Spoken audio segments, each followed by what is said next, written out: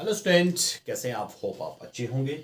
तो आज हम डिस्कस करेंगे पीरियोडिक क्लासिफिकेशन ऑफ एलिमेंट्स में। टॉपिक है limitation of Mendeleev classification.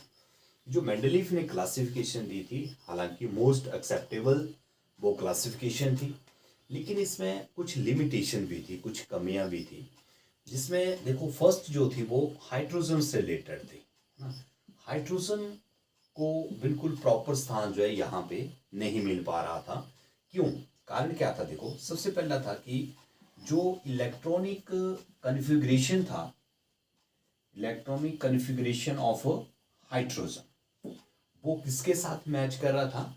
Alkali metal के साथ मैच कर रहा था। वो एल्कलाई मेटल के साथ जो वो मैच कर रहा था, इसका हाइड्रोजन का जो इलेक्ट्रॉनिक कन्फिग्रेशन था, है ना।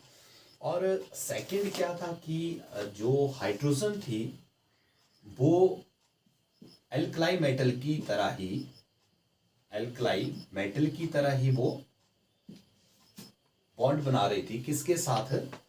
हेलोजन के साथ और ऑक्सीजन के साथ एंड सल्फर के साथ। ठीक है, हाइड्रोजन एल्कलाई मेटल की तरह ही हेलोजन के साथ भी बॉन्ड बना रही थी, ऑक्सीजन के साथ भी और सल्फर के साथ भी जो वो बॉन्ड बना रही थी हाइड्रोजन। ठीक है, जैसे HCl हाइड्रोजन हेलोजन के साथ बॉन्ड बना रही थी, है ना। और जैसे एल्कलाई मेटल NaCl, इसके साथ भी वो बॉन्ड जो वो बनाती है ना। हाइड्रोजन जैसे ऑक्सीजन के साथ H2O बना रही, तो ये भी Na2O बना रहा था। और यहाँ पे H2S हाइड्रोजन सल्फाइड बन रहा था, यहाँ पे भी Na2S जो वो बन रहा था, है ना। एक तो ये इसकी एबनॉर्मेलिटी थी थोड़ी सी। और सेकंड क्या था, हाइड्रोजन जो थी वो हेलोजन की तरह, हेलोजन जो ग्रुप नंबर 17 में क्लोरीन ब्रोमीन वगैरह है ना, तो हेलोजन की तरह ही वो किस में था? डाई एटोमिक मॉलिक्यूल के रूप में जो वो एग्जिस्ट करता है हाइड्रोजन। जैसे हेलोजन करता है ना Cl2 करके, है ना, वैसे हाइड्रोजन भी डायटोमिक मॉलिक्यूल की तरह जो वो होता है। और साथ में ये क्या करता था? मेटल्स और मेटल एंड नॉन मेटल के साथ जो है कोवलेंट बॉन्ड बनाता है ना। जैसे हेलोजन बनाता है, वैसे हाइड्रोजन जो वो बनाता है। तो इसकी पोजीशन कहीं ना कहीं जो है वो कोवलेंट बॉन्ड जो वो बना रहा था ना, कोवलेंट बॉन्ड जो वो बना रहा था। तो इसकी पोजीशन जो क्लियर नहीं हो रही थी। कुछ इसके कैरेक्टरिस्टिक्स जो थे वो एल्कलाई मेटल की तरह थे और कुछ जो वो हेलोजन की तरह थे। तो इसकी पोजीशन कहीं ना कहीं पीरियोडिक टेबल में, जो इसका मेंडलीव का टेबल था, क्लासिफिकेशन था, उसमें हाइड्रोजन को एक प्रॉपर जो है वो स्पेस नहीं मिला। ये बड़ी मेन लिमिटेशन जो थी वो इसकी थी मेंडलीव की क्लासिफिकेशन की, है ना। एक तो ये इसका ड्रॉबैक्स था। दूसरा इसका ड्रॉबैक्स क्या था कि जो, हालांकि जो आइसोटोप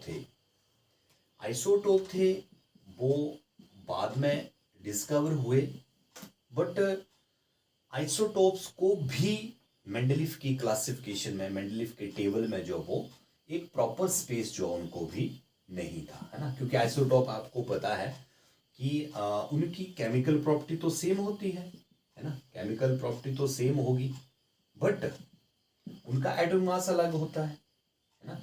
एटॉमिक मास अलग होता है, दैट मीन्स कि अलग होने की वजह से उनको अलग स्पेस जो वो देना पड़ेगा।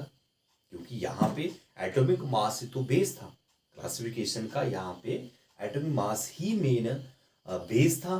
तो एटॉमिक मास आइसोटोप का अलग अलग होता है, तो आइसोटोप को जो है वो एक प्रॉपर स्पेस वहां पे नहीं। तो सेकंड जो लिमिटेशन थी यहाँ पे वो आइसोटोप को लेकर थी। ठीक है। और तीसरी जो थी वो क्या थी कि सभी जो एलिमेंट थे मेंडलीव की क्लासिफिकेशन में, वो सभी एक इंक्रीजिंग ऑर्डर में नहीं थे। ठीक है, इंक्रीजिंग ऑर्डर में किसके? इंक्रीजिंग ऑर्डर किसका? एटॉमिक मास का। एटॉमिक मास का इंक्रीजिंग ऑर्डर जो वो सभी एलिमेंट्स में जो वो अप्लाई नहीं हो रहा था। ठीक है, और प्रॉपर जो स्पेस था, इसकी वजह से जो दिक्कत आ रही थी वो क्या थी कि दो एलिमेंट्स के बीच में जो एक प्रॉपर स्पेस होना चाहिए था, जैसे दो एलिमेंट है यहाँ पे 1 और 2, तो ये पता, जब इसमें एक इंक्रीजिंग ऑर्डर नहीं था, एक बिल्कुल सही सीक्वेंस नहीं था, तो यहाँ पे ये पता नहीं लग रहा था कि बीच में कितने एलिमेंट जो वो हो सकते हैं। एक हो सकता है, दो हो सकता है, तीन हो सकते हैं, क्योंकि अगर इंक्रीजिंग ऑर्डर प्रॉपर होता है ना, जैसे 58 59 होता तो, या 58 60 होता, तो यहाँ पे हमें पता लग जाना था कि यहाँ पे सिर्फ एक की कमी है, दैट इज 59 की कमी है। या अगर पॉइंट में है 58.1 है, 58.2 है, 58.3 है, फिर 58.5 है, तो यहाँ पे पता होना था कि 58.4 के लिए जो वो जगह है। तो जब इंक्रीजिंग ऑर्डर सही सीक्वेंस में नहीं लगा था, तो ये पता नहीं लग रहा था कि इन दो एलिमेंट्स के बीच में जो कितने एलिमेंट्स और हो सकते हैं। ठीक है, तो ये ड्रॉबैक्स, ये लिमिटेशन जो वो मेंडलीव पीरियड का जो टेबल था उसमें ये मेन लिमिटेशन जो वो रह गई थी। ठीक है, तो होप है कि आपको ये टॉपिक जो वो क्लियर हो गया होगा, लिमिटेशन ऑफ मेंडलीव क्लासिफिकेशन। तो आज के लिए बस इतना ही। Thank you.